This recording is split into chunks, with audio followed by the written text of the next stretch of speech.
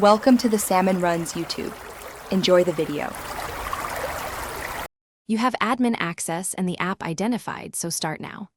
Open your Firewall console, Windows Firewall, pfSense, or a commercial appliance and prepare a new rule. Choose the correct profile, private, public, or domain. Make sure you pick the one matching your network. Then select rule type, program or port.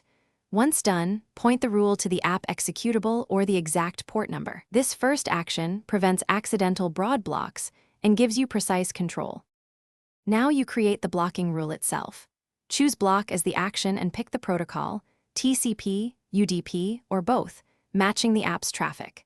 Next, narrow scope by entering local or remote IPs and exact ports to avoid collateral damage.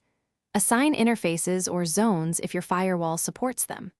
Enable logging to capture connection attempts and apply a time, schedule, or temporary tag so you can monitor effects without permanent lockout. This ensures you can roll back quickly if something breaks.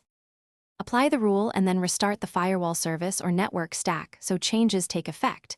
Make sure the app is closed and then try to use the network feature. You should see failures.